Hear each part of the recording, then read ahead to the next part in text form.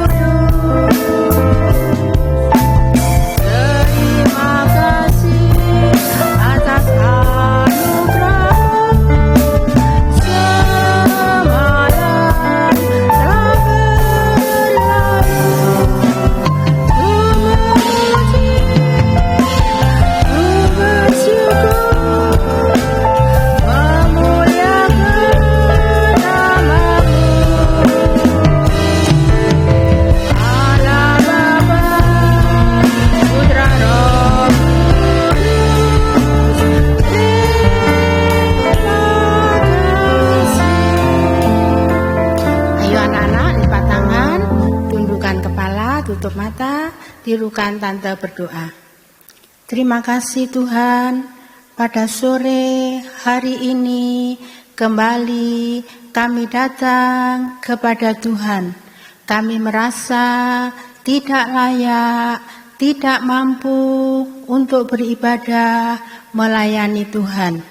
Kami mohon kiranya Kau curahkan Roh Kudus-Mu memimpin ibadah kami dari awal, pertengahan, hingga akhirnya. Terima kasih Tuhan, kami berdoa buat teman-teman kami yang mungkin saat ini sedang sakit, Tuhan mau jamah. Terima kasih Tuhan, segala kuasa iblis yang mengganggu jalannya ibadah ini kami usirkan di dalam nama Tuhan Yesus. Segala kuasa iblis pergi keluar, darah Yesus yang berkuasa. Terima kasih Tuhan, kami akan mulaikan ibadah sekolah minggu kami di dalam nama Tuhan Yesus Kristus. Haleluya, amin. Anak-anak boleh duduk, kita pujikan satu pujian, mari kita bersukaria.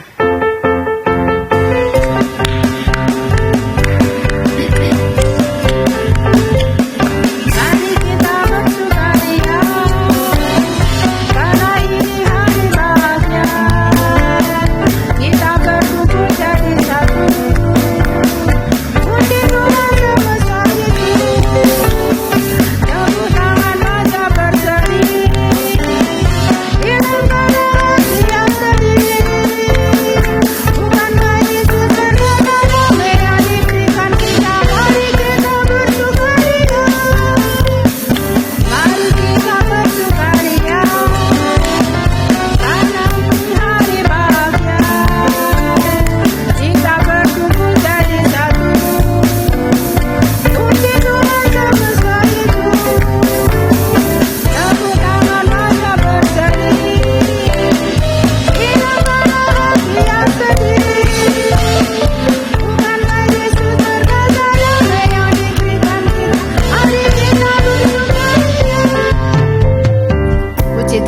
pujian ini mengajak kita bersukaria karena apa? Karena Tuhan sudah memberikan damai-Nya kepada kita. Tante undang bangkit berdiri, kita sambung dengan pujian Dengar Dia Panggil Nama Saya.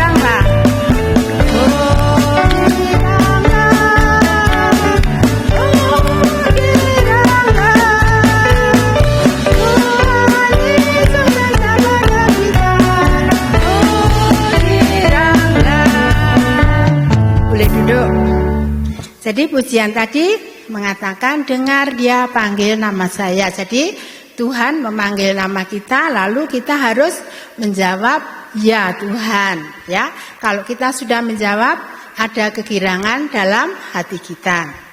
Kita sambung dengan pujian Hati yang Gembira.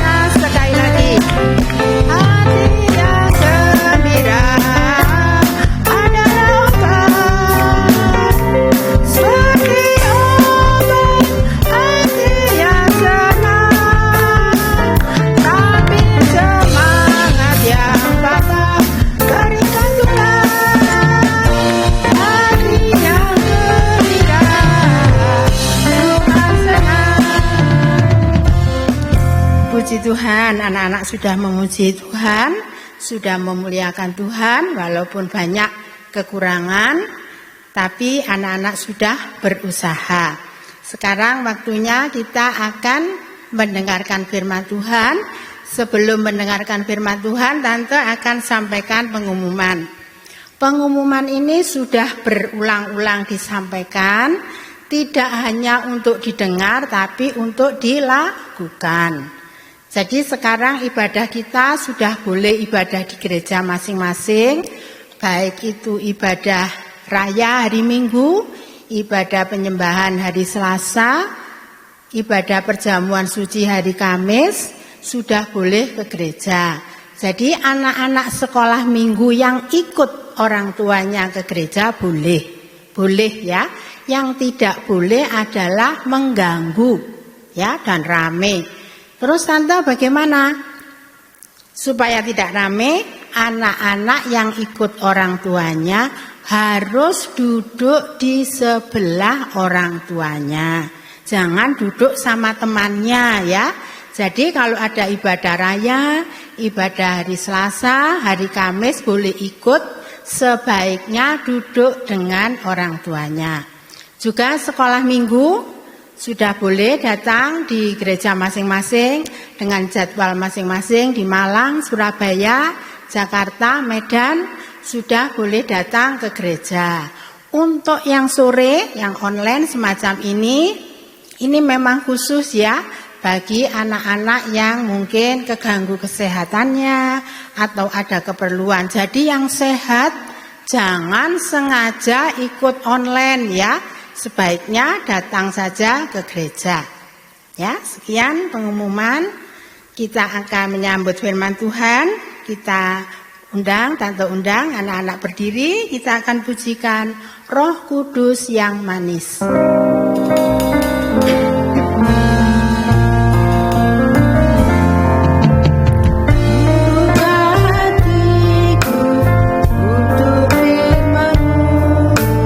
Ku ingin menjadi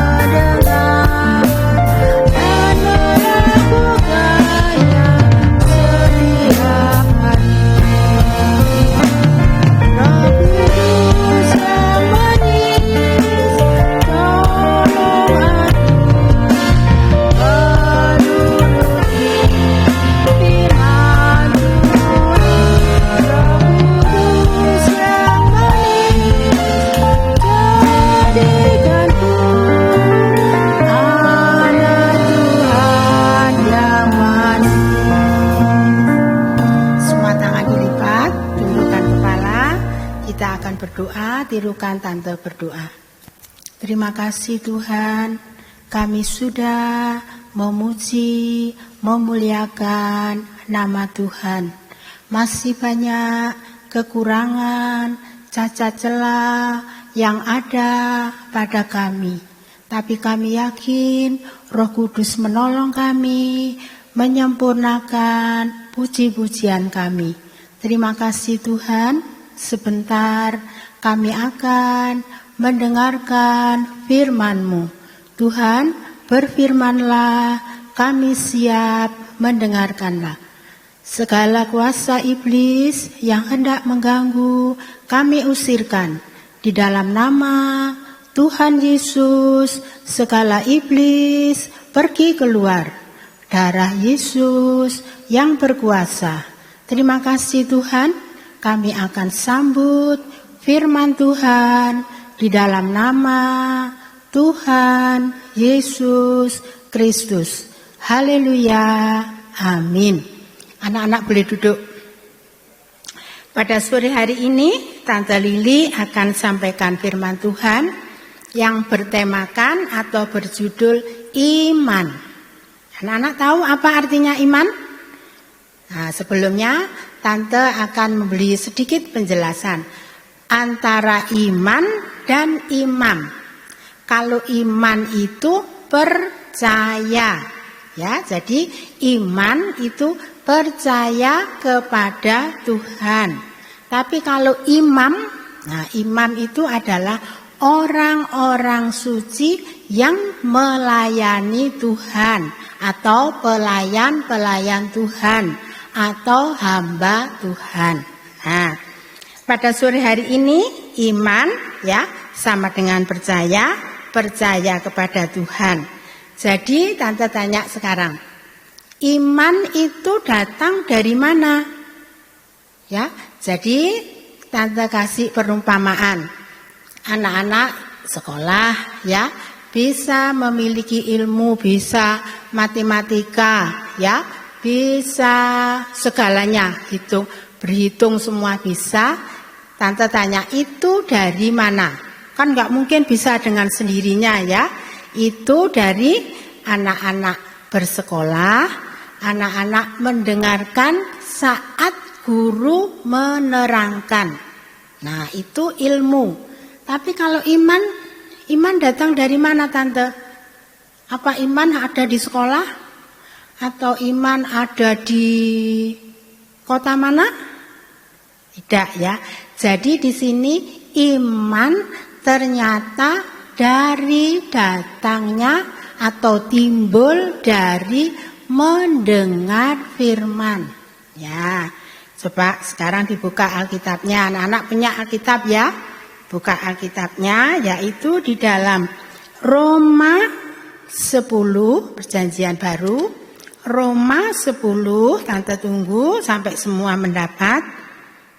Roma 10 ayat yang ke-17. Sudah ketemu? Tante baca ya. Tante baca pelan-pelan, anak-anak membaca. Jadi kalau Tante membaca, Om membaca firman Tuhan, anak-anak juga tetap membaca di dalam hati. Jangan Om Tante membaca, anak-anak ribut sendiri sama adiknya, sama kakaknya. Tidak boleh ya. Anak-anak tetap perhatiannya kepada Alkitab. Kita baca ya. Jadi iman timbul dari pendengaran, dan pendengaran oleh firman Kristus atau firman Tuhan. Jadi iman itu tidak datang dengan sendirinya, atau iman itu kita cari di mana, tidak. Jadi iman itu timbul atau datang dari mendengar firman. Karena mendengar firman dengan sungguh-sungguh, maka kita memiliki iman. Lah, Tante balik sekarang. Bagaimana Tante orang yang tidak mendengar firman? Nah, kalau tadi iman itu datangnya dari mendengar firman, kalau tidak mendengar firman berarti tidak memiliki iman. Ya, anak-anak ngerti ya dari sini. Jadi iman timbul dari mendengar firman Tuhan. Lah, iman ini terus bagaimana Tante? Apa iman itu dibiarkan? Ya, tidak. Iman itu harus dilanjutkan dengan perbuatan iman. Jadi iman tidak, mendengar firman, ya setelah mendengar firman pulang, selesai. Enggak ya. Jadi setelah mendengar firman timbul iman, iman itu harus diperbuat. Nah, kita buka sekarang Alkitab kita, Yakobus. Itu juga perjanjian baru, Yakobus 2 ayat yang ke-17. Tante tunggu ya, Yakobus 2 ayat yang ke-17. Tante baca ya. Demikian juga halnya dengan iman.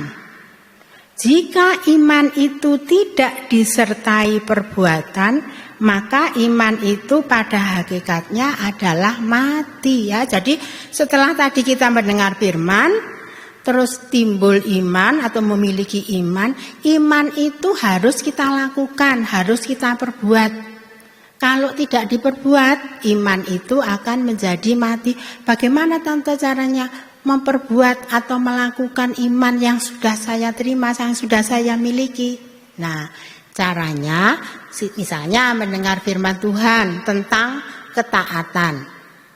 Nah, kita sudah iman, kita percaya bahwa kalau taat pada Tuhan pasti diberkati. Lah itu kita lakukan. Kita harus taat pada orang tua, taat pada guru, taat pada tante, om di sekolah minggu. Lah itu namanya praktek iman atau perbuatan iman ya, supaya iman kita tidak menjadi iman yang mati.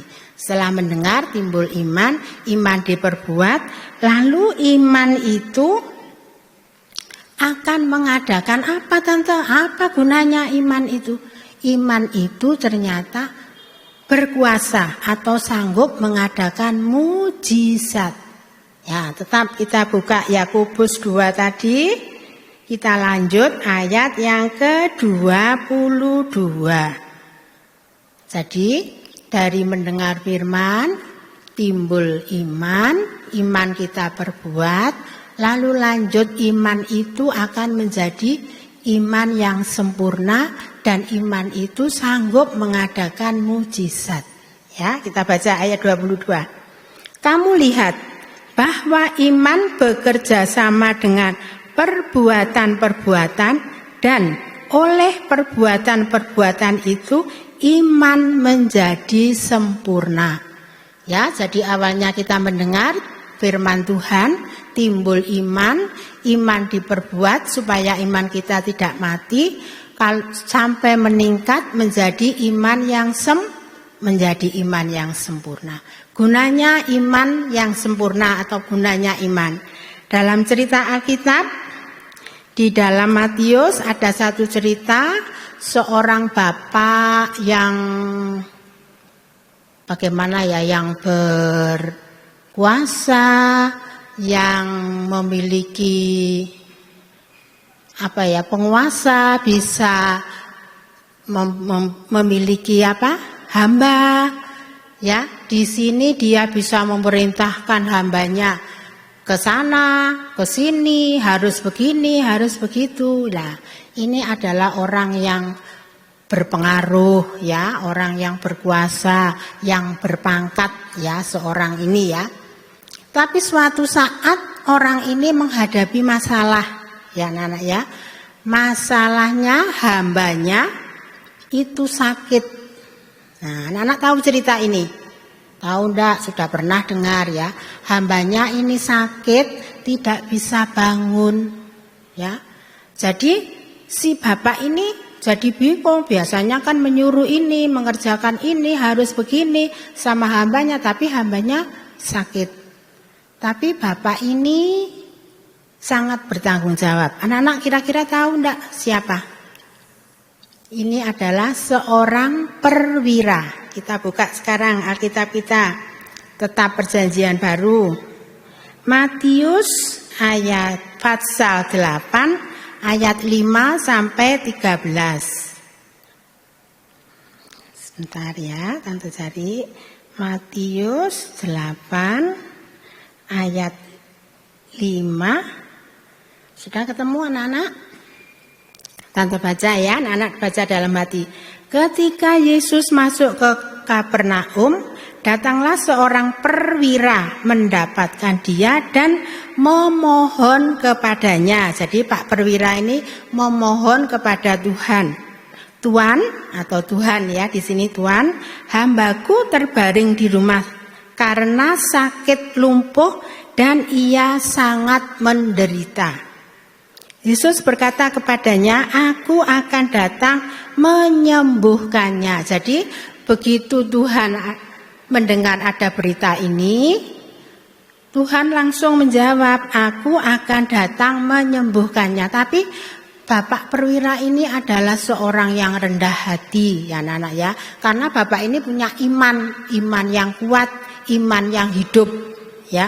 Jadi Bapak ini, Tante kok tahu kalau Bapak ini imannya kuat, Bapak ini yang rendah hati, tidak sombong. Nah, kita baca selanjutnya ya, ayat yang ke-8. Tetapi jawab perwira itu kepadanya, Tuan, aku tidak layak menerima Tuan di dalam rumahku. Katakan saja sepatah kata, maka hambaku itu akan sembuh. Sampai di sinilah ini bukti bahwa Bapak perwira ini seorang yang memiliki iman yang hidup, iman yang kuat ya. Jadi Tuhan Yesus tidak perlu datang, hanya berkata saja Bapak perwira ini yakin hambanya pasti sembuh. Nah, hanya perkataan. Apa perkataan itu? Perkataan Tuhan itu apa? Perkataan Tuhan itu firman Tuhan ya. Jadi anak-anak misalnya mendapat perkataan Tuhan itu sama dengan firman Tuhan ya. Jadi kita lanjutkan ayat yang 9. Sebab aku sendiri seorang bawahan dan di bawahku ada pula prajurit. Jika aku berkata kepada salah seorang prajurit itu pergi, maka ia pergi. Dan kepada seorang lagi datang, maka ia datang. Ataupun kepada hambaku, kerjakanlah ini, maka ia akan mengerjakannya. Jadi di sini Tante tahu kalau hambanya ini adalah hamba yang taat dengar-dengaran pada tuannya. Ya, jadi disuruh apa, dia pasti mengerjakan. Ini satu pelajaran bagi anak-anak sekolah minggu juga kepada Tante. Jadi kalau firman Tuhan mengatakan jangan bohong, kita lakukan jangan bohong. Jangan mencuri, kita tidak boleh mencuri. Lah, itulah maksudnya dari Pak perwira ini yang imannya adalah iman yang hidup. Nah, kita lanjutkan ayat yang ke-10. Setelah Yesus mendengar hal itu, heranlah ia dan berkata kepada mereka yang mengikutinya, aku berkata kepadamu, sesungguhnya iman sebesar ini tidak pernah aku jumpai pada seorang pun di antara orang Israel. Ayat 11, aku berkata kepadamu, banyak orang akan datang dari timur dan barat, dan duduk makan bersama-sama dengan Abraham, Ishak dan Yakub di dalam kerajaan surga. Jadi anak-anak, Tuhan sendiri mengatakan bahwa iman Pak perwira ini adalah iman yang besar, iman yang kuat, iman yang hidup. Ya, pada sore hari ini kita sudah mendengarkan firman Tuhan. Jadi kita bisa belajar atau mendapat pelajaran dari Pak perwira ini bahwa kita sudah mendengar firman, memiliki iman, iman itu harus kita perbuat supaya iman itu tidak menjadi iman yang mati, tetapi menjadi iman yang hidup. Sesudah itu anak-anak apa yang terjadi? Karena Pak perwira ini percaya bahwa Tuhan sanggup menyembuhkan, imannya kuat, yakin bahwa hambanya pasti sembuh. Apa yang terjadi? Kita baca ayat yang ke-21 ya. ayat 13. Matius 8 ayat yang ke-13. Sudah? Tante baca ya. Lalu Yesus berkata kepada perwira itu, "Pulanglah dan jadilah kepadamu seperti yang engkau percaya." Maka pada saat itu juga sembuhlah hambanya. Ya, jadi di sini karena Pak Perwira ini memiliki iman yang kuat, iman yang teguh, iman yang hidup, dia memohon kepada Tuhan untuk kesembuhan hambanya. Akhirnya doanya dijawab oleh Tuhan. Oleh sebab itu, anak-anak juga harus meniru seperti Pak Perwira ini, harus memiliki iman yang teguh, lewat mendengar firman Tuhan dengan sungguh-sungguh, timbul iman. Iman harus kita perbuat supaya tidak menjadi iman yang mati. Lalu iman itu akan tumbuh ya sampai iman yang sempurna. Iman yang sempurna sanggup, satu tadi hambanya bisa apa? Bisa sembuh. Yang kedua tadi Pak Perwira menghadapi apa?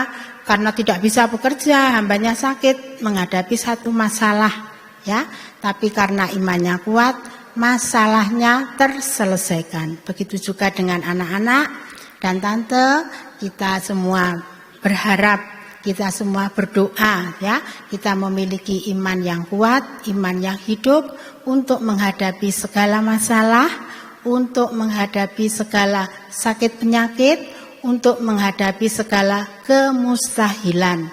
Ya, pada sore hari ini firman Tuhan tidak tante berpanjang. Firman Tuhan sampai di sini.